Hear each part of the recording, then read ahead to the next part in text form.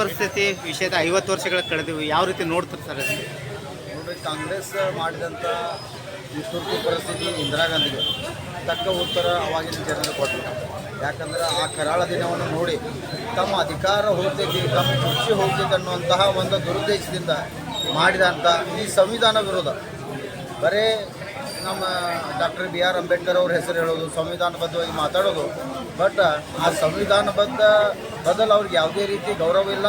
ಅಲ್ಲಿ ಇರುವಂಥ ಯಾವುದೇ ನೈತಿಕತೆ ಯಾವ ರೀತಿ ನಡ್ಕೋಬೇಕನ್ನುವಂಥ ಸಹ ಅವರಿಗೆ ಇರಲಿಲ್ಲ ನೈತಿಕತೆ. ಅದಕ್ಕೆ ಇಂದಿರಾ ಗಾಂಧಿ ಮಾಡಿದಂಥ ಈ ಒಂದು ಕರಾಳ ದಿನವನ್ನು ಇಡೀ ದೇಶದ ಜನರಿಗೆ ನೆನಪಾಗಿರಬೇಕು. ಆ ವಿಷಯ ಎಲ್ಲರಿಗೂ ಮನಮುಟ್ಟಬೇಕು. ಅಂದರೆ ಕಾಂಗ್ರೆಸ್ ಸಂವಿಧಾನ ಬಗ್ಗೆ ಬರೀ ಬುಕ್ ತೊಗೊಂಡು ಅಡ್ಡಾಡ್ರಲ್ಲ, ಸಂವಿಧಾನ ಡಾಕ್ಟರ್ BR ಅಂಬೇಡ್ಕರ್ ಬರೆದಂಥ ಮಾರ್ಗದಲ್ಲಿ ನಾವು ನೀವೆಲ್ಲರೂ ನಡಿಬೇಕು.